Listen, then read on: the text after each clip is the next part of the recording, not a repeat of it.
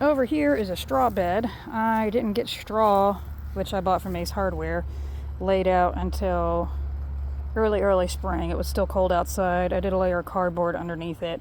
I tried some contender beans and they didn't come up because we got weeks of rain, which killed all the beans, and then the slugs ate whatever did pop up.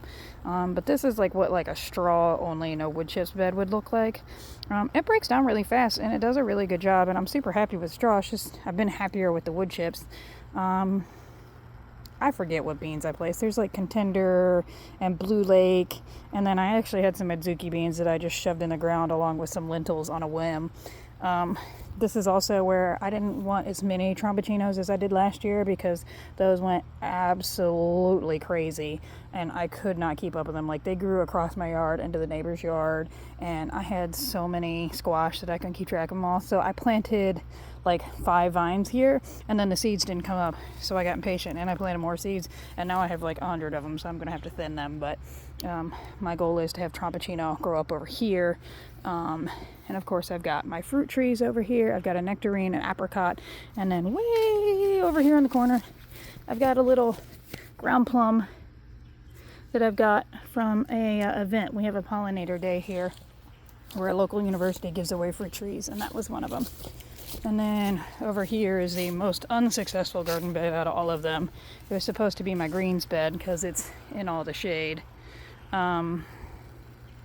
I can't get this lettuce to sprout to save my life, which at this point in time it's too hot for it anyway. So I was hoping to grow Jericho lettuce here, which is supposed to do okay in the heat, but it's not even really sprouting. And then way back here I have a couple of like Michigan tree collards, but something keeps eating them all, which makes me very sad.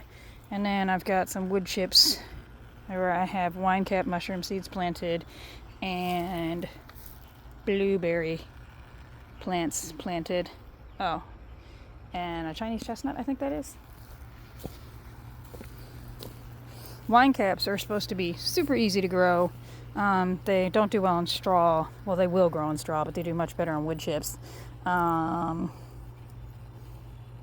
They need moisture. They can't dry out. Mushrooms like it to be a little wet. If it gets completely dry, they might die on you. And they like it cooler, so being in the shade would be better than being in the bright sun.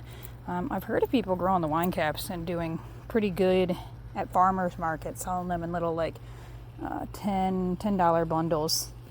My blueberries, I want to say, are Legacy and Duke varieties, but this guy I bought this year, and he's already waist high at the grocery store for like $16.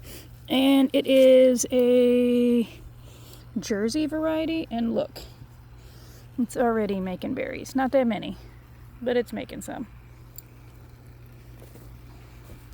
This is my little strawberry patch. Yes, I know it's in the shade, and strawberries like sun. However, my clay soil retains water like crazy, and I figured it would be better to put it at the top of the hill and just plant a lot of strawberries and have it struggle due to lack of sunlight than die because it's soaking in water. So I've got, what do I have variety wise? I've got Albion strawberries, and then I'm probably going to butcher the name on this, but I can't remember the name of the variety. It looks like Honey Eye, but I know that's not how you say it.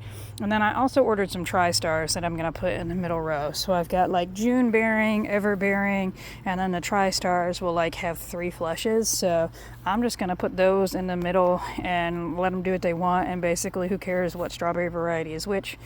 But I'll just come through and pick what I want when I want.